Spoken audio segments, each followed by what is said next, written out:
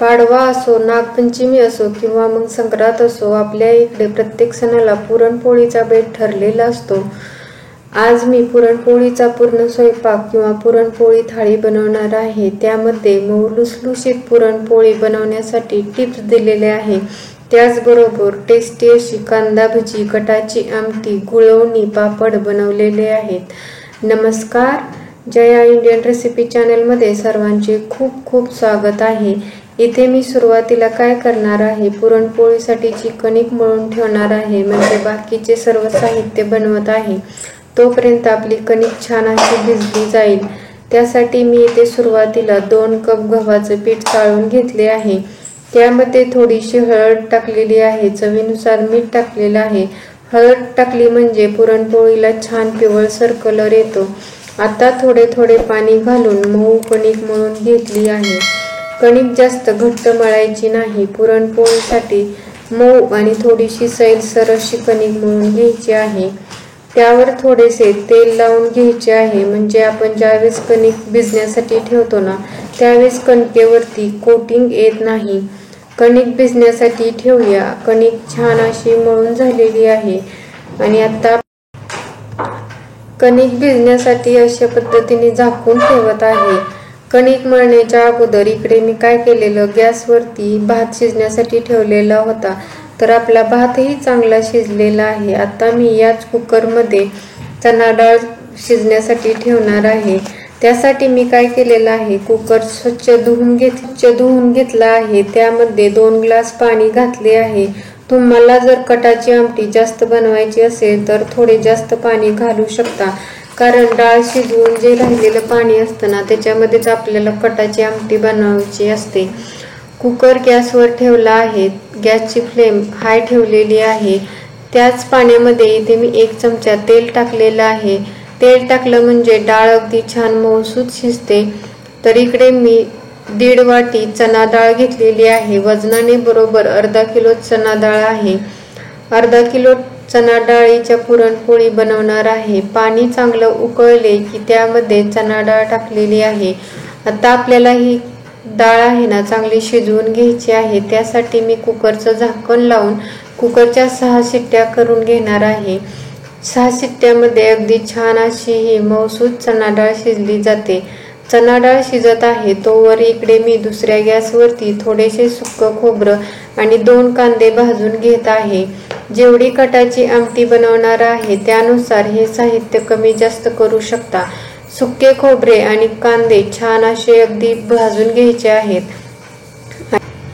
कांदे आणि सुके खोबरे भाजण्यासाठी मी गॅसवरती सुरुवातीला एक जाळी ठेवलेली आहे आणि जाळीवरती अशा पद्धतीने सुकं खोबरं आणि कांदा भाजून घेत आहे। तर बघू शकता अगदी छान असं हे सुकं खोबरं आणि कांदे भाजलेले आहेत। आता एका प्लेटमध्ये काढून थंड होण्यासाठी ठेवायचे आहेत। तोपर्यंत पुरण टेस्टी होण्यासाठीचं एक वाटण बनवून घेऊया। त्यासाठी इथे मी 10-15 वेलची, थोडीशी बडीशेप, सुंठ आणि जायफळ घेतलेले आहेत। आता आपल्याला काय करायचं आहे, सुंठ खूप कठीण असते, अशीच मिक्सरच्या भांड्यात घातली तर मिक्सर आपला बिघडू शकतो। त्यासाठी अशा पद्धतीने आपल्याला ही सुंठ ठेचून घ्यायची आहे आणि त्याच्यानंतर मिक्सरच्या भांड्यात टाकायची आहे। त्याचबरोबर आपण जी बडीशेप घेतलेली आहे तीही टाकायची आहे आणि वेलची आणि जायफळही टाकायचं आहे। जायफळ ही आपल्याला अशा पद्धतीने किसणीने खिसून मगच टाकायचे आहे। तर इथे मी बरोबर 2 चिमूट जायफळ किसून घेतलेला आहे आणि ते असं मिक्सरच्या भांड्यात टाकत आहे आणि अगदी बारीक अशी पावडर बनवून घ्यायची आहे। बघू शकता अशा पद्धतीने छान पावडर बनवून घेतलेली आहे। याने आपल्या पुरणाला छान अशी टेस्ट येणार आहे। इकडे वाटण बनवलं तोपर्यंत कांदे खोबरेही छान थंड झालेले आहेत। आता आपल्याला अशा पद्धतीने चिरून घ्यायचे आहेत। आता याचंही आपल्याला एक छान वाटण बनवायचं आहे, जे आपण कटाची आमटी बनवण्यासाठी वापरणार आहे। कांदे आणि खोबरे चांगले चिरल्यानंतर इथे मिक्सरच्या भांड्यात टाकलेले आहेत।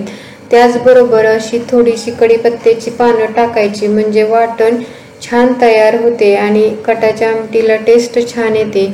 त्याचबरोबर थोडेसे पाणी टाकायचे आहे, म्हणजे अगदी स्मूथ असं हे बारीक होतं।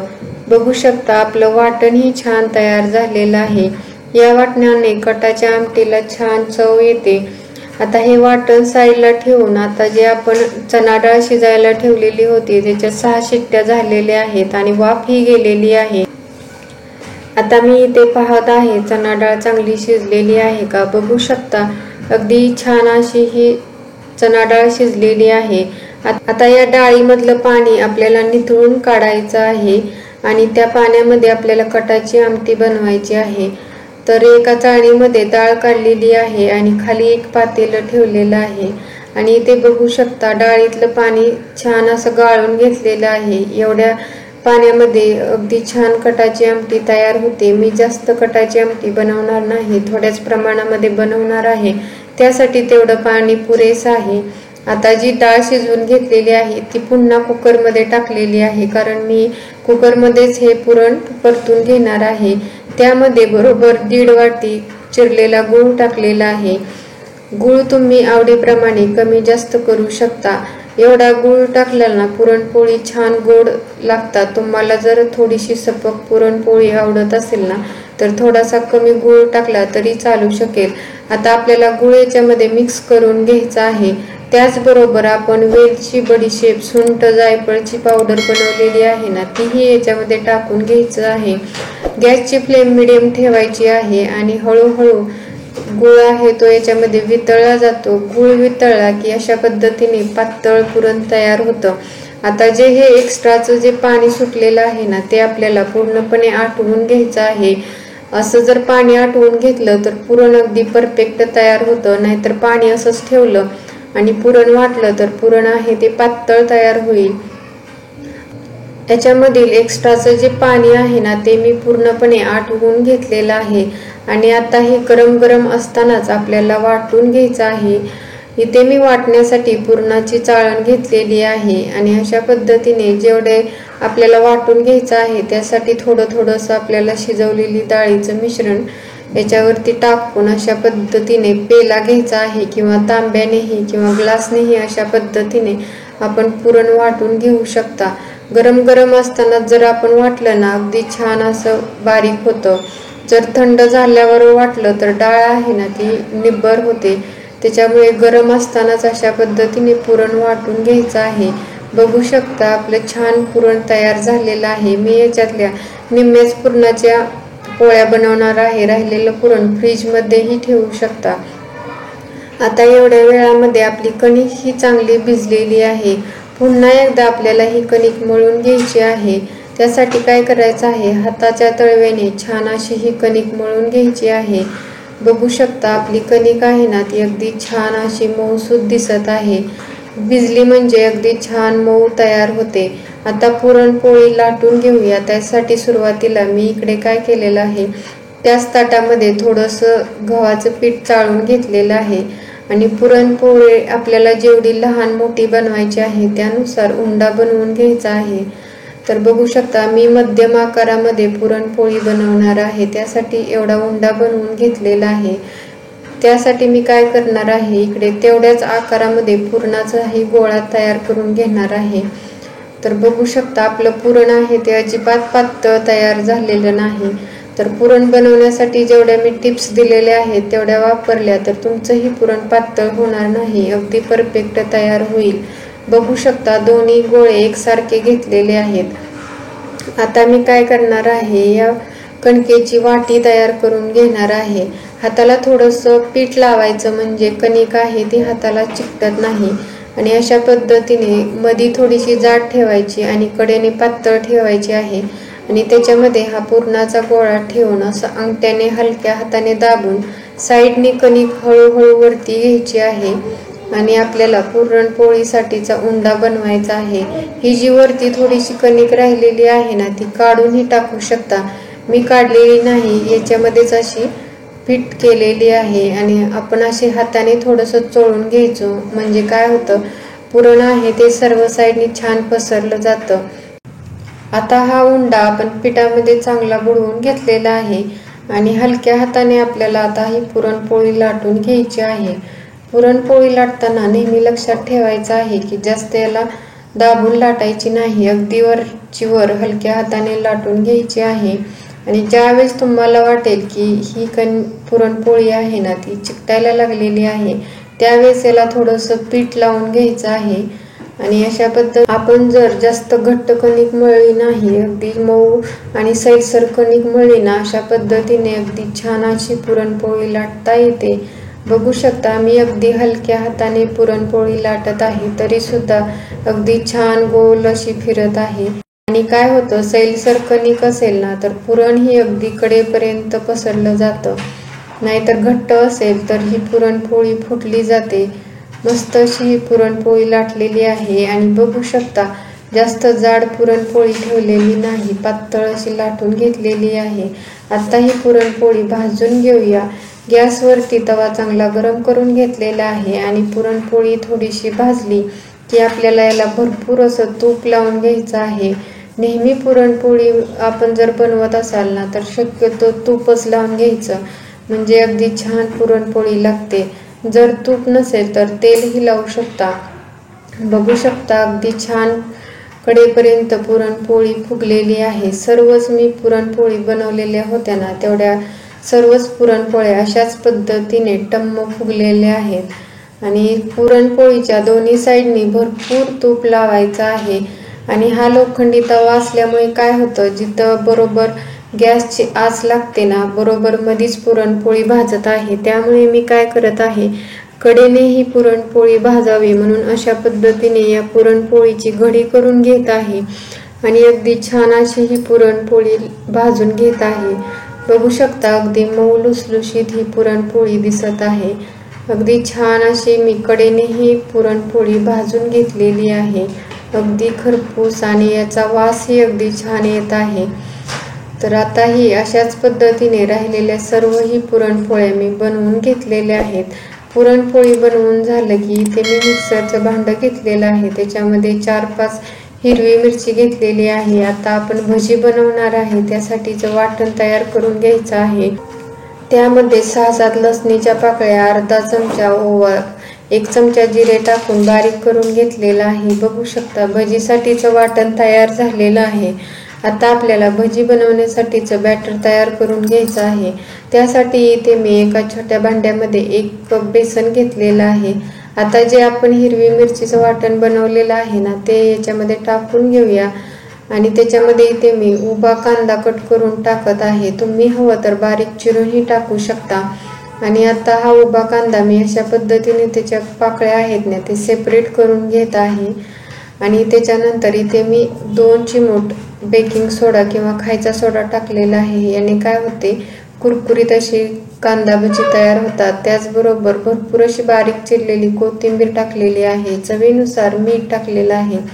आता आपल्याला काय करायचं आहे, हे सर्व साहित्य कोरडे पीठ असतानाच मिक्स करून घ्यायचं आहे, म्हणजे व्यवस्थित असं आपलं बॅटर तयार होते आणि भजीही चवीला छान तयार होतात.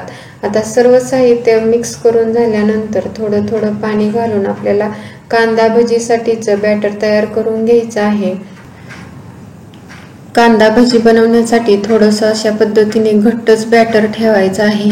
बघू शकता अगदी छान असं हे आपलं कांदा भजीचं बॅटर तयार झालेलं आहे. आणि ओवा आणि जिरं घातलेलं आहे ना, त्याचा अगदी छान वास येत आहे. आता आपण पटकन भजी तळायला घेऊया.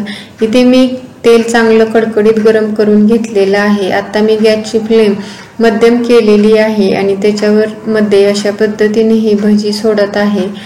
तर ज्यावेळेस आपण भजी तळून घेणार आहे ना, त्यावेळेस काय करायचं आहे, गॅसची फ्लेम मध्यम ठेवायची आहे. आणि 1-2 मिनिटानंतर अशा पद्धतीने भजी उलटून घ्यायची आहेत आणि सर्व बाजूने अगदी छान गोल्डन कलर येईपर्यंत मध्यम गॅसवरती तळून घ्यायची आहेत. बघू शकता कांदा भजीला आकार किती छान आलेला आहे. जर आपण कांदा भजीसाठीचं बॅटर तयार करतो ना, ते जर घट्ट तयार केलं ना, अशा पद्धतीने छान भजी तयार होतात, आकारही छान येतो. आणि अशा पद्धतीने गोल्डन तळली ना, तेलामधून काढून घ्यायचे आहेत. सर्व भजी तळून घेतलेली आहेत. आता मी त्याच कढईमध्ये कटाची आमटी बनवणार आहे. तर मी जेवढं आमटीला तेल लागणार आहे तेवढंच ठेवलेलं आहे. त्यामध्ये थोडीशी मोहरी, जिरं आणि जे आपण वाटण तयार करून घेतलेलं आहे ना, ते टाकलेलं आहे. आता आपल्याला काय करायचं आहे, हे वाटण तेलामध्ये छान परतून घ्यायचं आहे। त्याचमध्ये इथे मी थोडीशी कढीपत्त्याची पानं टाकलेली आहे, 1 चमचा आलं लसूण पेस्टही टाकलेली आहे। तुम्ही हवं तर आलं लसूण पेस्ट नसेल तर काय करायचं आहे, हे जे आपण वाटण तयार करून घेत होतो ना, त्याच्यामध्येच हे आलं लसूण टाकायचं आहे। आता आपल्याला हे वाटण छान परतून घ्यायचं आहे। अगदी मस्त असं हे वाटण परतलं ना तर आपली कटाची आमटी चवीलाही छान लागते। 2 ते 3 मिनिटे इथे मी हे वाटण कमी गॅसवरती परतलेलं आहे। 2 ते 3 मिनिटानंतर आपल्याला काय करायचं आहे, 1 चमचा बेडगी लाल मिरची, अर्धा चमचा गरम मसाला, अर्धा चमचा कांदा लसूण मसाला टाकायचा आहे। हे मसाले तुम्ही आवडीप्रमाणे कमी जास्त करू शकता। आता हे कोरडे मसाले ही आपल्याला कमी गॅसवरती 1 ते 2 मिनिटे परतायचे आहेत आणि 2 ते 3 मिनिटे झालेले आहेत। 2 ते 3 मिनिटानंतर आपल्याला काय करायचं आहे, आपण जे डाळ शिजवलेलं पाणी काढलेलं होतं ना, ते पाणी याच्यामध्ये टाकायचं आहे आणि व्यवस्थित असं मिक्स करून घ्यायचं आहे। आणखी वाढवायचे असेल तर याच्यामध्ये तुम्ही गरम पाणी टाकू शकता। याच्यामध्ये गार पाणी टाकायचं नाही, नाहीतर आमटी चवीला छान लागत नाही। त्याचबरोबर मी काय केलेलं, थोडीशी डाळ शिजलेली ठेवलेली होती आणि ती अशा पद्धतीने मॅश करून याच्यामध्ये टाकत आहे। याने काय होतं, ही आमटी जास्त पातळ होत नाही, याला छान असा दाटसरपणा येतो। आता ही मॅश केलेली जी डाळ टाकलेली आहे तीही या पाण्यामध्ये किंवा आमटीमध्ये व्यवस्थित मिक्स करून घेतलेली आहे आणि ही आमटी मी छान अशी उकळवून घेतलेली आहे। त्याच्यामध्ये थोडंसं चवीनुसार मीठही टाकलेलं आहे आणि थोडीशी बारीक चिरलेली कोथिंबीरही टाकत आहे। आता ही आमटी आपण 5 मिनिटे कमी गॅसवरती छान उकळवून घ्यायची आहे।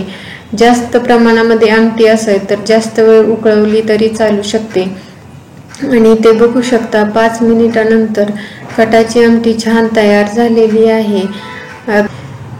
इकडे मी गॅसवरती एक पातेलं ठेवलेलं आहे, त्याच्यामध्ये आता मी गुळवणी बनवून घेणार आहे। त्यासाठी 1 ग्लास पाणी ओतलेलं आहे आणि त्याच्यामध्येच थोडासा बारीक चिरून गूळ टाकलेला आहे आणि आता आपल्याला काय करायचं आहे, मीडियम गॅसवरती आपल्याला ही गुळवणी चांगली बनवून घ्यायची आहे। तर इथे मी काय केलेलं आहे, गूळ वितळेपर्यंत ही गुळवणी चांगली उकळवून घेतलेली आहे। त्यानंतर गॅस बंद केलेला आहे आणि बघू शकता छान गुळवणी ही तयार झालेला आहे। आता इकडे मी पुरणपोळी थाळी सर्व करून घेत आहे। बघू शकता सुरुवातीला इथे मी भात सर्व केलेला आहे। आता मी या वाटीमध्ये कटाची आमटी सर्व करत आहे। बघू शकता कटाच्या आमटीला तरी छान आलेली आहे आणि कन्सिस्टन्सी ही अगदी परफेक्ट आहे। ही कटाची आमटी आहे ना, ती थोडीशी पातळच असते, जास्त घट्ट नसते। इकडे मी एक छोटीशी डिश घेतलेली आहे। आता मी या डिशमध्ये गुळवणी गाळून घेत आहे। काय होतं, गुळामध्ये खडे किंवा रेती असते, त्याच्यामुळे अशा पद्धतीने गुळवणी गाळूनच घ्यायची आहे। आता थोडीशी गुळवणी घेतलेली आहे ना, त्याच्यामध्येच थोडंसं दूध घ्यायचं आहे आणि दुधामध्ये आपल्याला परत 1 चमचा तूप टाकायचं आहे, म्हणजे पुरणपोळी पचायला जास्त जड जात नाही।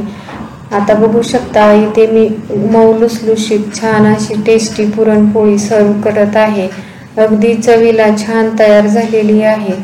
त्याचबरोबर आपण जे कांदा भजी बनवून घेतलेले होते तेही सर्व करून घेत आहे। बघू शकता अगदी छान असे कांदा भजीही दिसत आहे। त्याचबरोबर इथे मी थोडेसे पापडही तळून घेतलेले आहेत। तुम्हीही नक्की इथे मी ज्या टिप्स दिलेल्या आहेत त्या टिप्स वापरून अगदी छान अशी ही पुरणपोळी थाळी बनवू शकता। पूर्ण अशी पुरणपोळी थाळी बनवलेली आहे आणि ही पुरणपोळी थाळी बनवताना आज तर मला खूप कंटाळा आलेला आहे, कारण तर असे पुरणपोळी बनवताना जास्त वेळ लागत नाही, पण शूट करत करत पुरणपोळीचा पूर्ण स्वयंपाक बनवण्यासाठी खूप जास्त वेळ उभे राहावं लागलेलं आहे।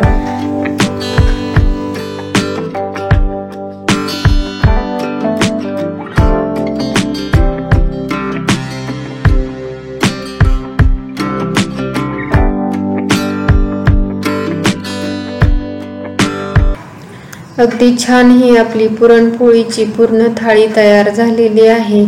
तुम्हाला ही पुरणपोळी थाळीची रेसिपी किंवा व्हिडिओ कसा वाटला ते कमेंट मध्ये नक्की सांगा.